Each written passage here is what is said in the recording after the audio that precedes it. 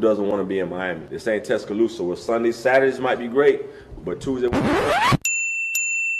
Thursday, you still in Tuscaloosa, Alabama. No offense to them, but this is Miami. What are we talking about right now? Oh yeah, for sure. I mean, you see it all over the internet, all over Twitter. They still talking about that. It's, 20 years later, but they still worry about it. But we got something for them come New Year's Eve. I mean, they're a good team. ACC. I feel like I won't be blocked. So whatever they got for us, we coming. There's no toning down here. We're on a mission to be the first team to win a back-to-back national championship. And, I believe in my teammates, and I know we're going to do it. Hey, too much talking on the net. Get in the field and do something. Too much net. Get in the field and do something. Keontae been saying that for weeks. Keontae been telling them boys for weeks they doing too much talking on the net, man. You got to get in the field and do something. Welcome into another episode of Somebody Said Canes Show. Here for a exciting review to review, talk about that game against Ohio State. I'm a little late getting to it. I ain't going to hold y'all. I'm a little late. Traveled out to Dallas, spent a little time out there between the travel, getting back, getting settled, everything like that. Blase, watching the tape. I'm a little late getting this out, but that's fine. That's fine because I'm still ready to talk about it. I'm sure Canes fans are still ready to talk more about it. So here I am, ready to talk some ball, man. Miami went out there to Dallas, played in the Cotton Bowl, got a huge dub against Ohio State. I'm going to talk about that. Really, I want to talk about 3 plays that I thought really exemplified that game. 3 plays that really showed what happened in that game. They kind of wrap it all up in 3 plays. So I'm going to go through those 3 plays. Then I'm going to talk about what I think we need to do in the portal. The portal opened up on January the 1st. A lot of names in there, over 1,000 players in the portal. Miami, while we're still playing for something this season, we also need to start preparing for next year, right? There's going to be some guys leaving. We know Ruben Bain, Akeem Mesidor, and many others. There are some needs we have in the portal. I'm going to talk briefly about what I think we need in the portal, top to bottom on the roster. And then I'm going to finish up with some thoughts on Ole Miss. Ole Miss is coming off a big win against Georgia, getting that dub in the Sugar Bowl. So we're going to see them out there in Arizona for the Fiesta Bowl. Obviously, they're a worthy opponent. Obviously, they're a good team that we're going to have to be ready to face because just like we've handled business, they've handled business. Again, you knock off of Georgia, hey, you're a worthy opponent and you got to have everybody's full attention. So appreciate everybody that jumps in. Please hit the like. Please hit the subscribe. Please share with a friend, tell a friend to tell a friend. Comment, man. Let me know how y'all feel about the things I call out. Tell me how y'all feel about that game. Tell me how y'all feel about the portal. And then tell me what y'all think about Ole Miss. With that being said, let's go ahead and get into it. Man, Miami went out there to Dallas, like I said, and got a big dub. Final score was 24-14. The crazy thing to me is I feel like we could have won by more. Now, the score doesn't necessarily present dominance. The score doesn't necessarily tell you the disparity in this game, but I'm going to be honest, I felt like we left money on the field. I feel like it could have been worse. Mark Fletcher fumbles, second possession. We're borderline in the red zone. Mark doesn't fumble often. That's points off the board. We're marching to end the first half. We end up taking 2 big negative plays, a sack really on Carson, only 2 sacks on the day. He held the ball too long. He takes a coverage sack on that one. Then we trying to run a reverse jet sweep type thing with Molly. That goes for negative yardage where we could have gotten points if we would have just on that second down, ran a draw or ran something quick, just to get 5, 6, 7, 8 yards back. We're probably back in field goal range. I mean, Carter Davis hit a 49-yarder in that game. So if we would have just played ourselves back in the field goal range going into the half, again, that's more points taking off the board. And from an Ohio State standpoint, they only left maybe a field goal on the board. They were in field goal range once at the end of the half, and they missed it. So they kind of maxed out on their opportunities. The opportunities they had to score points where they just left money on the field really was just then at the end of the first half where they missed a field goal. But Miami, I felt like we left money on the field. I feel like this score could have been worse, which is crazy to say, ain't it? It's crazy to say that it could have been worse. Miami could have beat Ohio State even worse in a playoff game. Golly, boy. It was an absolute blast out there, man. I want to say Jerry World is an incredible venue. We have some really good seats. Really enjoyed my time out there. The stadium is fantastic. Obviously, getting a win makes it all that much better. Canes fans were out there in force. People talk about Miami fans don't travel. Miami's got 30, 40 fans. Miami fans don't go to games. Man, look at this. Look at the film. This is my raw footage. This is footage I took myself. I want to say the split was probably 55-45, 60-40 Ohio State. They traveled very well, so kudos to them. But I heard somebody else say it, man, and I'm going to agree with it. We were louder.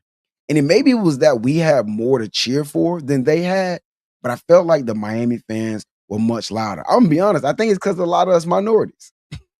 I think it's because of a lot of us. There's a lot of black people. There's a lot of Hispanic people in the fan base, man. And we cut up. We have a good time, man. And we turned up and we turned out. So that was an absolute blast, man. Taking in everything that took place. Is again some raw footage that I took, of the trophy ceremony. Pause for a minute just to take all of that in because it's been a long time coming, Canes fans. It's been a long time coming where we had something really to cheer for, right? We had some meaningful wins under the belt, right? And we went through some rough moments with Mario since he's been here. We went through some rougher moments even before Mario got here. So I really wanted to make sure that I took this all in when this took place. I really wanted to make sure that I enjoyed the moment. I kind of paused for a second during the trophy ceremony, really just to soak it in. I missed some good stuff from a recording standpoint, just to make sure that I really soaked it in and enjoyed this victory. And I enjoyed watching my Miami Hurricanes, our Miami Hurricanes on this platform. It really is a joy, man. It was a blast. So shout out to them, man. Shout out to the team. They played incredible. Again, I thought they were dominant. And really, I thought this game was encapsulated by 3 plays. I thought it was 3 plays that really told the story of this game. And I kind of want to go through those, and I'll use those plays to kind of talk a little more high level about the game entirely. One of the first things as I'm sitting there and I'm watching the game, and as the game develops, you're kind of looking for things. You're looking for tendencies. You're looking for stuff that kind of gives you indicators of what you can expect throughout the game. And this play happened on Ohio State's first possession, where I saw something and I'm like, yeah, that's an indicator. Like, yeah, that tells me something about this game and what I think I'm going to be seeing, what I think I can expect the rest of the day. So this is on Ohio State's first possession. This is their very first third down. And you're going to see Julian Sand identifies Keem Mesidor, Ruben Bain lined up next to each other. That's always a problem. Keontae Scott looks like he's in man coverage. He could have been identifying like, hey, maybe Keontae's going to try and come on a blitz. I'm going to tell you, Keontae didn't come on a blitz, and he didn't have to, because Akeem Mesidor and Ruben Bain absolutely blew through this offensive line. But they look like parking codes. Look at this. Bro, that swim move by Ruben. Oh, my gosh. Hey, big dog. Why your eyes down there, big dog? You. Come on, man. Come on, man. You turning to run back and look back at your quarterback, boy, you cooked. Them boys was cooked. And when I saw this play happen live, when I saw that play develop the way it did, I said to myself, they're not going to be able to block our defensive line. Like, they do not have the players, the athletes, the technique to block our defensive line all day. I'm like, they're going to be in trouble, man. Like, and you could tell it. Like, there's a difference between a guy losing a rep and a guy simply just being outmatched. They were too slow. They were not fundamental enough. They were not technically prepared to block this defensive line. And I thought this play on the very first possession gave me that indicator. And this is exactly what I saw the rest of the game. Our defensive line completely won this game against their offensive line. They were absolutely dominant the entire time. And you could just tell Ohio State's O-line was not going to be able to compete with our D-line all game. Now, they had their moments, and they had their opportunities, and they had plays where they did well. But on the whole, entirely, the full game, our D-line won much more than it lost. Much more than it lost. And that to me was a big deal because as you always hear, people always say, if you can beat a team up front, you can beat a team. If you can win in the run game, if you can win up front, you stop the run, you get out the passer, you can win the game. So when I saw that play on the very first possession for Ohio State, I knew off the top they weren't going to be able to block us. I knew it right there, and that's exactly what we saw. They got after Julian saying all day long.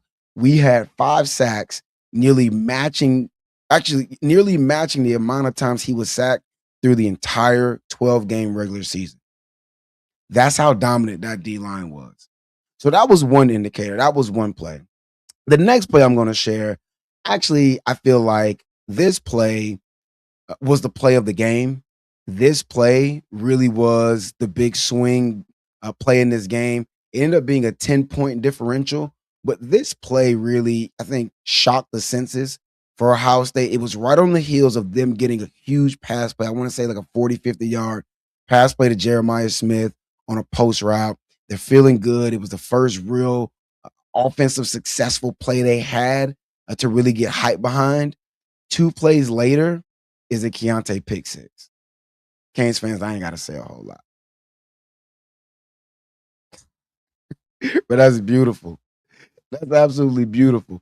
One of the things that I thought was incredible about this, Jeremiah Smith completely whiffing on this block. If you come to Miami, you learn how to block. Malachi Tony blocks better than this. CJ Daniels, Keelan Marion, they all block better than this. Wide receiver blocking is an indicator of the culture of your team. When your wide receivers block well, it says a lot about your team. Malachi Tony is 5'10", probably 170, maybe 180 soaking wet. He blocks hard. He blocks like a tight end. And Jeremiah put like no effort into this block. I should have clipped the other angle of it because you see it even worse. Like he sticks an arm out. It was a lazy effort as a block. But shout out to Keontae doing his prep work. When he, in the post-game interview, they asked him what made him jump it. He's like, well, anytime they showed on film that Carnell Tate and Jeremiah were on the same side, Brandon Ennis is back here, and then they do a little exit with the tight end, all the indicators of a bubble screen. And he rolled a dice, and he hit sevens. Because Julian's saying off a low snap, trying to get the ball through his hands quickly. He had a read tag to it. He could read it. Shout out to the Jim Thorpe post for those who didn't catch that. You'll see it from this angle. The snap's a little low, but he has the numbers. He has everything that tells him to throw this ball out on this screen. See the snap was a little off. Throws the timing off just a little bit. And now Ruben is coming free. So you're now trying to grab the ball. He skipped the whole run fake piece of it. He skipped the RPO piece of it. And he's just trying to get it out quick. Ruben's almost in his face. Man, Keontae caught that ball like it was a pass to him. Like the play was drawn up to go to him. In stride, open field, looks at the sideline. Look at the sideline was nasty work, bro. Look at the sideline. The look at the sideline was filthy. Look, let me take a little peek at the folk over there. But that's nasty business. This play was the swing play. This was the single most impactful play in this game. And ended up being absolutely huge because, again, it was a shock to the senses. It completely deflated their offense. It completely put them in a sense of panic, I felt like, where after that, they're now trying to play catch up. You're down 2 possessions in the first half. They've never been in that situation before. Julian Sain is being rushed. He's getting hit. And it felt like it really, really put them on edge. And they responded, which I thought they would. I expected them to get theirs. I was pleasantly surprised to see us shut them out in the first half, but I felt like that play really was the shocker. Like that one really threw them off. It really made them change the way that they were looking at that game to where, you're now 7. It's like, okay, cool. We're down 7. We're now in field goal range. We're going to get points. We're not too panicked yet. And then that play happens and it literally just changes everything. So that play to me was the most impactful play that took place in the game.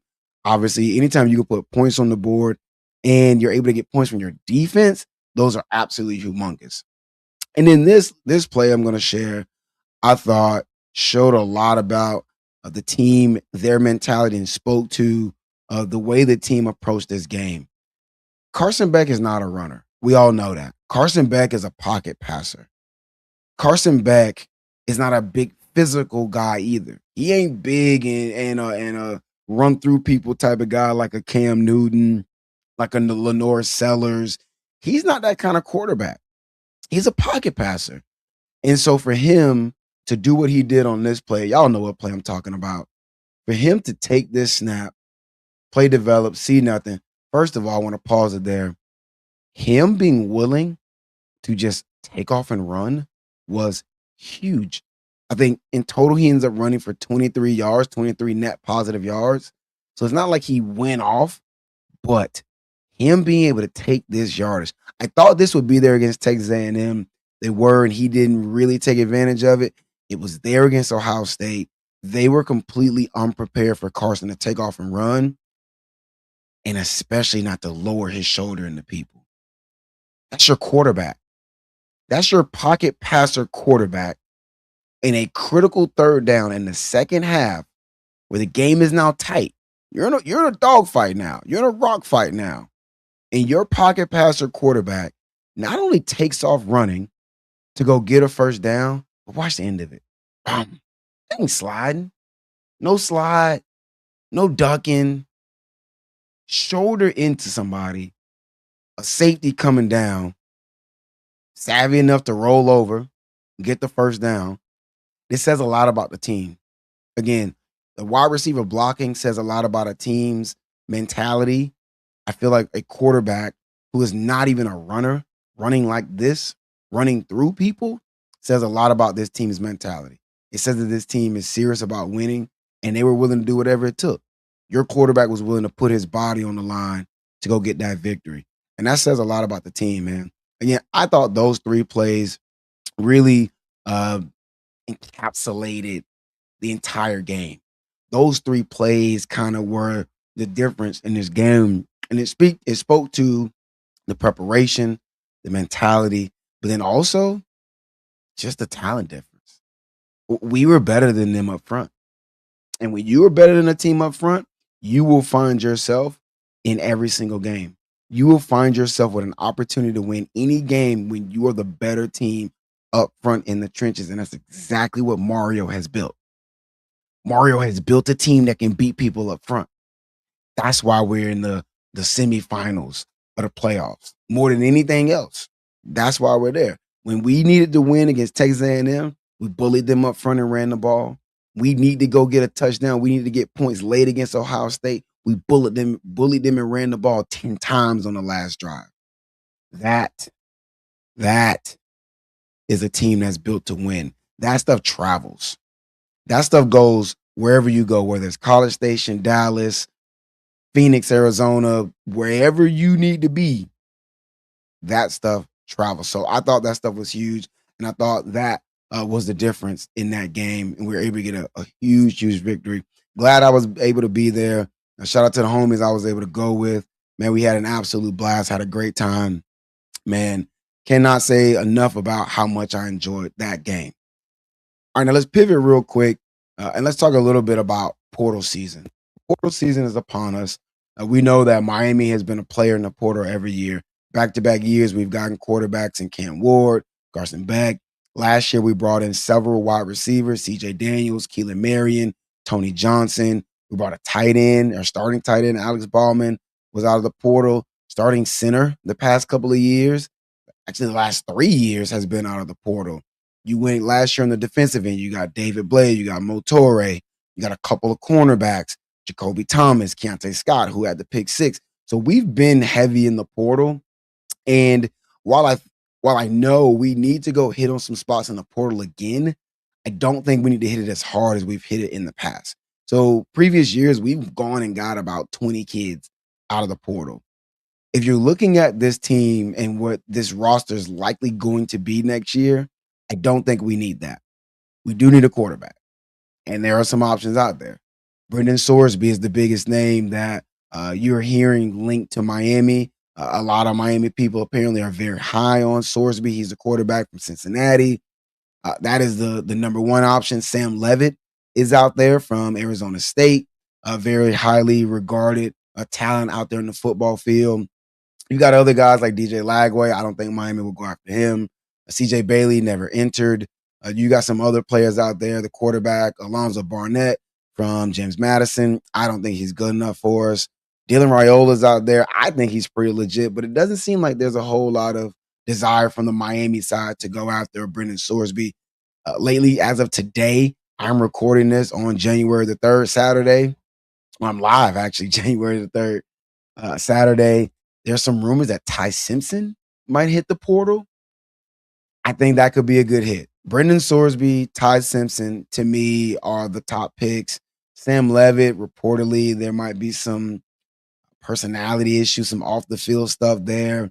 But those would be the top three, in my opinion. So we know how Mario does. Mario's going to identify his guy, and he's going to go after his guy. For those people saying, oh, let's roll with the young kids. Let's go with Luke Nichol or Darion Coleman.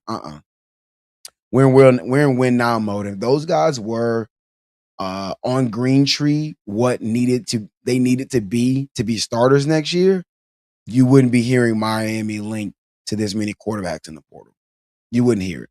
We're going to go get a quarterback out the portal. I would love for it to be a Sorsby or a Ty Simpson if he enters. Sam Levitt, I think he's talented on the field. He's going to miss the spring he had foot surgery. So I'm not a big fan of that. But at this point, you kind of got to trust Mario and Dawson. You kind of got to give them trust because they went and got Cam Ward, phenomenal year. Should have won the Heisman, in my opinion. You went and got Carson Beck, who's been phenomenal for us this season. So you got to trust them to get it done on the portal quarterback. I'd love to also add a wide receiver one, like a true wide receiver one to complement Malachi Tony. Molly's a dog in the slot. If you can go get an outside receiver that really commands attention, that demands people pay attention to him, that can really open things up for Molly. And also it'll help with the run game, which we know we're going to be a run first team. Mark Fletcher's already said he's coming back. Mark's going to be a dog just like he's been a dog this season. Is there anybody else out there that you can go get to help just open up the offense a little bit? A wide receiver who really cannot be guarded one-on-one. I believe there's a receiver that's expected to be on campus. Vandrevius Jacobs, transferred from South Carolina.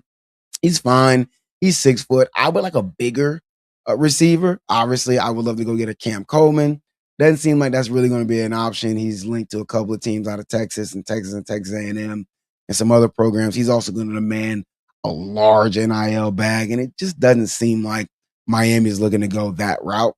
But I'd love to get somebody like that, a big physical receiver, a big 6'4" guy. I hate to say it, something like a Kobe Young.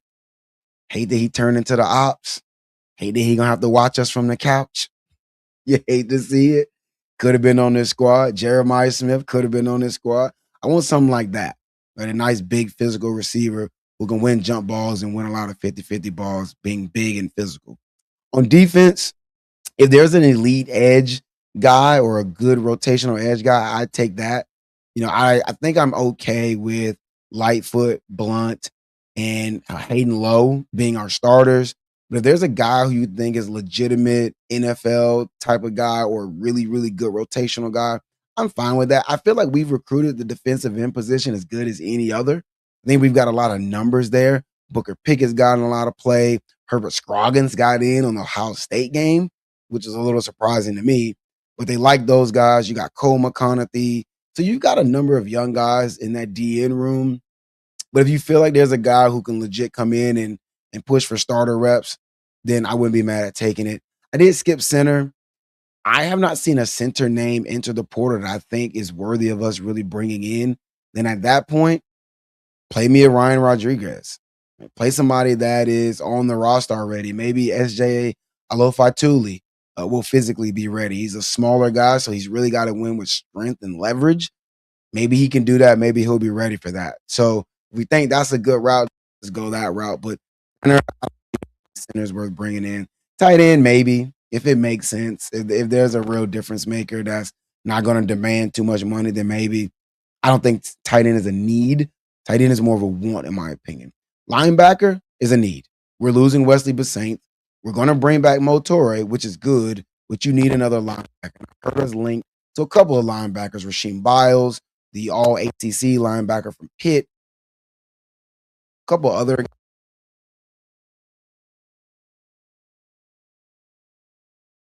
linebacker. All right. I think we just need to do it to replace Wesley Basaint.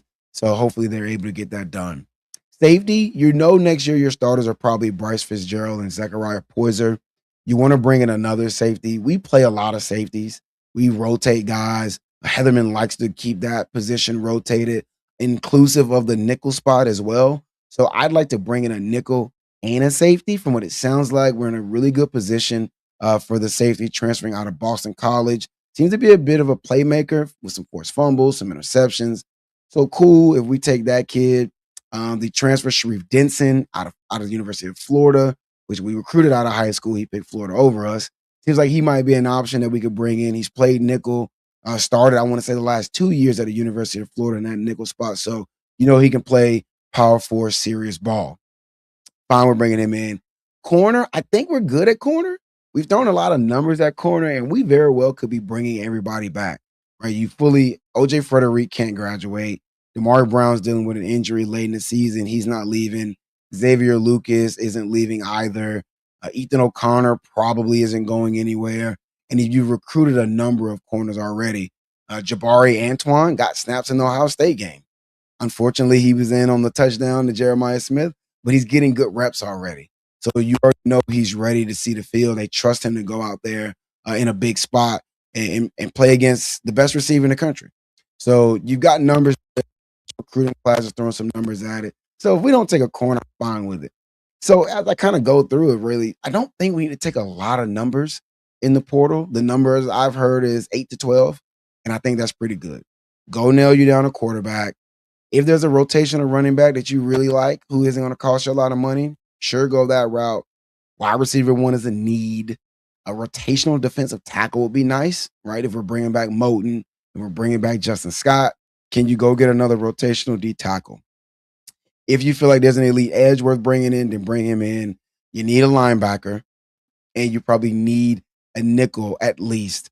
And then if you can get a rotational safety, that'd be great too. So those are the portal priorities, in my opinion, that we should be looking at during this portal season. The portal is open for 2 weeks, but keep in mind, just because a kid hasn't committed before the 2 weeks ends doesn't mean that he won't commit, because they can commit whenever they want to. They just have to enter their name in the portal before the 2 weeks are up. So definitely going to be something to keep an eye on. Visits are already happening today. Kids are already coming on campus today. So it's going to be a lot happening with the portal, which is, it's a good problem to have, that we are still in the playoff and having to navigate this, but it is a little funky. I wish that we could just focus on the portal, because we know Mario's a dog recruiter. He's now got wins that he can go sell to. And so that, really would give him even more firepower on the trail. But it is what it is. You much rather still be playing for a national championship than to be sitting at home and being able to focus, on the portal. All right. I wanted to finish up by sharing some early thoughts on Ole Miss. So as I mentioned, Ole Miss just went out and beat Georgia. If that don't get your attention, then you just don't know ball. Right? If you don't realize that a team going out, lining up against Georgia and getting a dub, if that don't get your antennas up, then you just don't know ball. So Ole Miss goes out and beats Georgia. Their only loss on the season was to Georgia, and then now they beat them. They've got some issues going on with their coaching staff. It sounds like some of the staff is having to go do things for LSU. They're pulling a little double duty. Lane Kiffin is wanting guys to be fully bought in on LSU, because that's where they're going to be going forward. And it sounds like they didn't really expect Ole Miss to continue winning this much. And so now he's having to ask guys to come back and do their job for LSU, or they're also trying to prepare Ole Miss to play against us. So that could be a factor for us. If they come out and they look clunky, they look disjointed, there's an opportunity that's a little bit of a factor. But as far as my early thoughts, I kind of want to stay away from that. I really kind of want to just talk about what the team really is. Honestly, they're very good on offense. Very, very good on offense. Trinidad Chambliss has been one of the best stories in college football, and he is playing some elite ball. If you haven't paid attention, go watch his highlights against Georgia where he was going crazy. Just making plays, man. Like he just looked incredible in that game. Anything Georgia was trying to throw at him, he was ready for it, and he seemed to be a step ahead. So he's absolutely the first thing that you got to think about. Now, I'm not super worried about Trinidad Chambliss as a runner because we've played multiple running quarterbacks this season and we held them all in check. We played Byron Brown. We played Thomas Castellanos. You played Marcel Reed. You played a number of mobile quarterbacks and you really held them in check. So as I look at Trinidad Chambliss, I'm like, okay, he gets the ball out quick. That could be a threat. Louisville did that against us and it really, really worked, especially for a half of football. That could be an issue. They go fast pace. Think that could be an issue too, because that neutralizes the strength of our defense, which is the front four. Getting the ball out quick and then going hurry up. Those guys get tired, right? It talked about on the broadcast in the Ohio State game. Ruben and Mesidor go so hard on every snap that there are times where they do need rest. And if you're not able to get them off the field, well, then now late in the game, when they really start to take over, they may not be able to because they've already had to play so many snaps. So them going fast, Ole Miss, that kind of concerns me a little bit. And my early thoughts are we got to win the early downs. Any team that goes high pace, fast pace like that, if you ever heard Alex Golesh talk about it or the coach for Tennessee who runs a similar system, they want to win on first and second down, and that's when they can get going. If they get a negative play on first down, you don't want to hurry up, right? You get a big negative play on first down and you hurry up through second and third. Well, now your defense is back on the field. And as an offensive coach, you have to be thinking about how often your defense is on the field. So we got to win the early downs to throw off that timing so they won't just jump out and now they're blitzing us from an offensive perspective. The receivers, they throw a lot of receivers at us. They rotate 5, 6 receivers. They have 5 receivers with over 500 receiving yards on the season, and they've got a 6th kid who went for over 100 yards in a game earlier this year in Winston Watkins. So I'm a little concerned with our cornerback depth. If we're without Damari and we're without OJ, I'm a little concerned about how many receivers throw at us again with that fast pace and us being able to have a number of bodies to go play in the game. Are you asking a Jabari Antoine to go?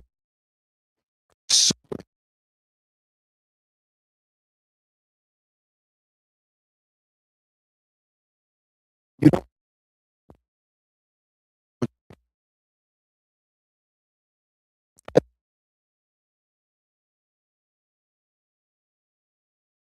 he's second in the country in touch. Teams have not been able to beat us on the ground. We just saw what we did against Ohio State. Bo Jackson was clamped up. You saw the only running back that's really given us problems.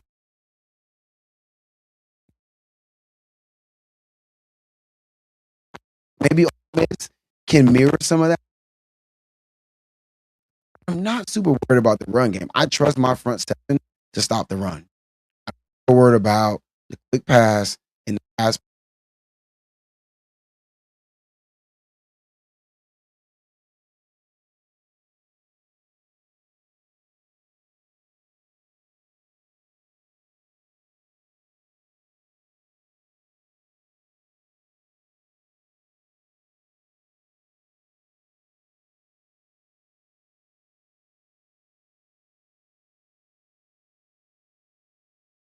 And you're talking about less linemen and more, a big front like ours.